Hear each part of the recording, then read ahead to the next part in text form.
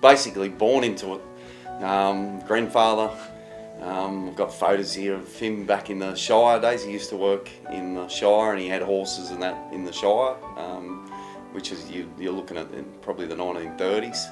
And then, yeah, Dad was born in 1930 and he bought this place in 1960 and I've virtually lived for it ever since. I've grown up with it, didn't know any different, and grew up in an era when Welcome Advice, it was Australasian Horse of the Year and stuff like that, Inter-Dominions, and yeah, it was just, wow, how good's this? I was 5 when he won the Inter-Dominion and I can remember it all. So yeah, it was a passion right from the word go, and didn't know any different basically, didn't know any different. Lord Glen, here's Welcome Advice flashing around them now and going very strongly and would appear to have the race in his keeping.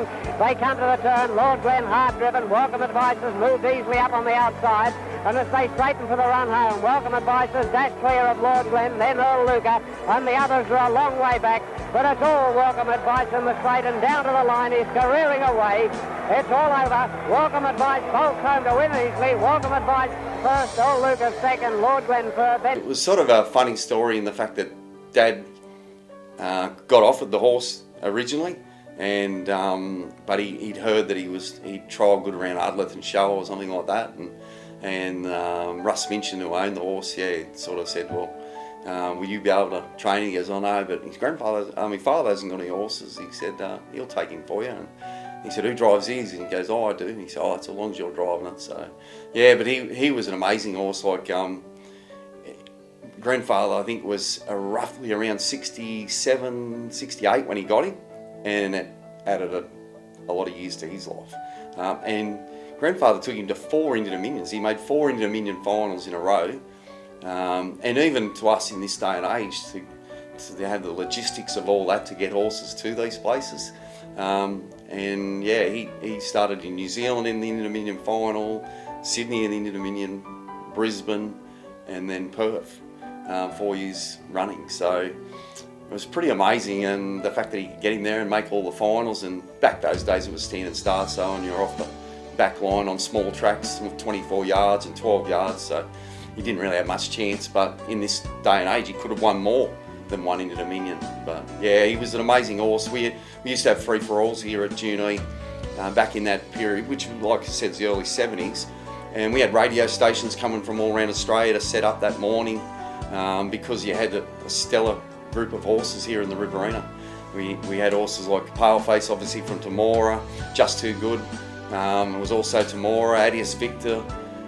He came from Temora, and these were all Inter-Dominion horses. Just up the road at Bathurst, we had Hondo Grattan, and then Welcome Advice here, and Reichman would come up from Victoria.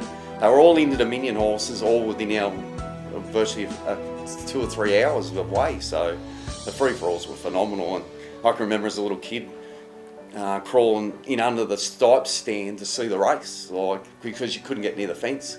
There was thistles in the paddock over here around our bottom bend. Next day the thistles were trampled 10, 12 feet back, where people could, just to get a look at these horses, would go into a paddock and walk through thistles to, I think it was $1. The saying was it was $1 a head to get in, and the gate was around $4,000 or $5,000 in gate takings, and they don't know how many would have got in for nothing. So then they had a few free-for-alls like that. So it was an amazing era that we'll never see in the country again. But yeah, it certainly lit the fire for me to see all that sort of stuff as a kid.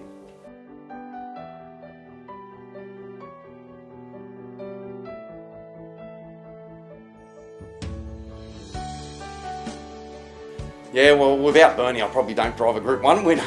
And maybe I don't have this facility, then I probably wouldn't have the love for the horses as much. But I suppose seeing that as a child, like I said, the success that Dad had and grandfather, and with those horses, and then to connect with Bernie, like Bernie being my godfather, and I went and worked for him for a period in the 80s, and then I started driving for him full time then, and he just kept producing the horses. So it was an unbelievable ride, and it sort of took me to places that I'd never went and seen things that I'd never seen. Bernie, another New South Wales Mare of the Year honour to Frith. That must make you very happy. Very happy indeed, Greg. You know, she's been a marvellous mare. the time, what 2-year-old right through, she's never been much trouble and she's done a marvellous job. Now, there was an announcement that the mare was going to go to Mark Purdon, but now she's back under your care at the moment? Yeah, we've been. I've had her in, jogged her for 6 weeks, and now she's been hobbled for 2. And about another month she'll be sort of nearly ready to race, I'd say. But she'll probably go back to Bruce to finish her off, I'd say. I'll just keep working her for another week or 2, then Bruce will take her back over. She'll be nearly ready for him to put the pressure on her. What do you think her main target will be this time? Are you looking at a Ladyship Mile? Probably the Ladyship Mile, but I think at the end of the million time, I think there's a $100,000 mares race in Perth at the same time, and the chances are we might be interested in that if she's going good at the time. And what about Bruce? How's he been with the news that Frith's coming back to him? I think he loves it. I know he loves her. He spoiled her. He keeps her there, and she's knows the run of the ropes there, and has her out in the paddock all the time, and looks after her well. He does a good job. You've had some fantastic horses during your time. Is she the best? Oh well, she's won the most money, but we've had a few good ones. I think Greg Kelly would have been the other than him breaking down. He won, I think, 17 from 18, and I don't think he should have got beat in that one. But anyway, she's won the most money. But we've had Lady Warrata, who was I think she was 2-year-old of the year and 3-year-old of the year, and won 2 APGs and 2 Breeders' Crowns, and there's not many of them do it. And what about Jackie Kelly getting Broodmare of the Year? That must make you pretty happy too. Oh, wonderful. She's a wonderful mare, though.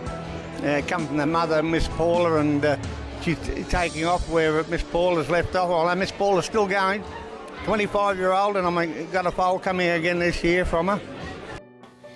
We've had some rippers, no doubt about it. Miss Paula was the first of, and actually she probably came along just as I left Bernie's, but Bernie said to me that he had a nice filly that he wanted me to keep driving, and I drove a couple of hours to the trials to drive her, and yeah, I ended up, she won I think she got beat her first start, and then she won the next 7 straight, I think, after that. And yeah, it took me to Queensland, my first group race up there, the K Seymour, when she was a 2-year-old, which was a pretty big thing for Bernie too, to take that gamble. Like at that stage I hadn't drove a heap of winners for Bernie, and he wanted me to go to Queensland and drive her, so she won the heat and final up there. So I sort of felt after that, oh, surely he'll put me on for a while now when I'll be able to actually get her home up there.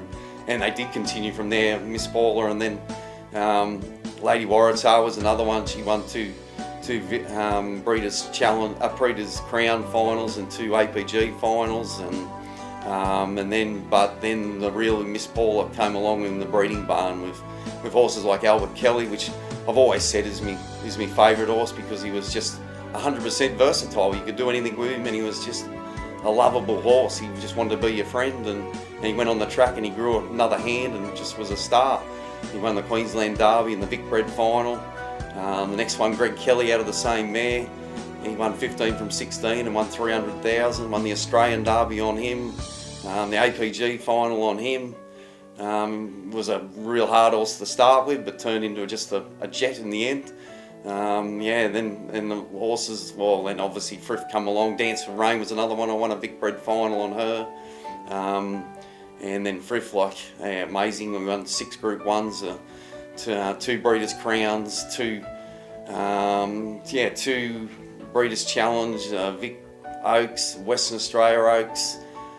Just an amazing horse to be. She's the one in a million that you think of. The others were good, but she went to another level. She was all of a sudden the best. It was not about being amongst the best. She was the best, if we don't count Adore Me in New Zealand. But anyway, that was another story.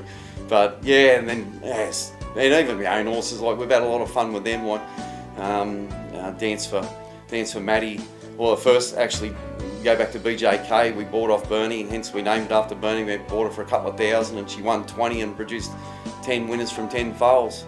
Won $250,000, another one won 120,000. Now we're breeding from those mares, and they're producing. The only yearling we've ever bought at a sale, we paid 9,000 for, Roses for Tash. She won 110,000 for us. First foal out of hers won 210,000. So yeah, even though I've had all the group horses with Bernie's, man, we've had some fun with ours as well. So, and the breed's getting better all the time. We've got a Art Major mare, and I'll have a Mach 3 mare in a few years, and out of that family. So yeah, and obviously Rubies for Tash will go to stud now as well.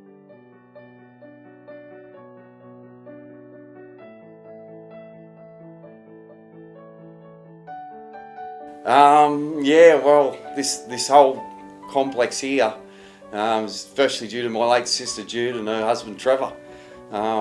When my dad passed away in 2012, they sort of said to me, what are you going to do? We've got to start again. You can't really replace beams. That White Ants had got into a lot of the stuff. And I said, oh, yeah, I suppose. And they volunteered to help, and I sort of worked out a design, and it just grew from there, and it turned out to something that I'm extremely proud of and can't be thankful enough for them to get it on, because I wouldn't have got it without them. And they used to tell me little bits at a time because they knew it would be too big for my little head to take in all the improvements they wanted to do. So they just do one and then go, now we're going to knock this shed down. I go, what? But yeah, I'm so proud of how it's turned out, and as I said, I spend more than half my life here, so, and I love it every day.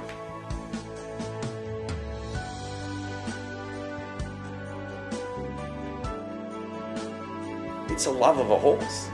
I don't know, it's a connection that you've had. Like, we never had many holidays when I was young, and that, like, Dad was always doing horses, and I used to go on holidays with my sister every now and then, but never with Mum and Dad because they were always busy. I'd be horrified if I didn't see a horse that day when I was away. Like, I had to see a horse in a paddock. It was just like, yeah, you say it's a drug, and we can all say once it's in your blood, it's never out of it. This will horrify my wife because she go, oh, you're retiring at 60? She goes with this, yeah, it's here, yeah, I'm retiring. But I will Tash, I will, promise. But yeah, it's just the horse, that connection you have with them, and to see them improve. Like, I've always loved young horses. I'm not really that big on the old horses, and that's not my cup of tea. Like, all their ailments, I don't know how to fix them. I'll leave that to someone smarter than me. But young horses, yeah, they're a blank canvas. I've said this before. I said they can be a Picasso, or they can be a fingerprint painting from a school child. Like, who knows? But it's that dream of them being the one that makes you get up and do it and keep doing it. It's that passion that you have for it. You meet a hell of a lot of good people. You probably don't get to socialise as much if you're 100% in the game. If you're in it more for a hobby, you do, but unfortunately I take everything a bit too serious at times, but I suppose that's aspire to be better, isn't it? That's part of it, but it's great. There's not a better feeling than getting a foal out on the ground out there and then seeing it mature and grow and become your mate, and then maybe win a race. That's what it's all about, and you feel like, then you think back about the whole journey of that individual horse. So yeah, the connections are good with people, but it's more the connection with horses with me, and it's hard to make money out of, but I've always put it this way: it's what hobby doesn't cost you money.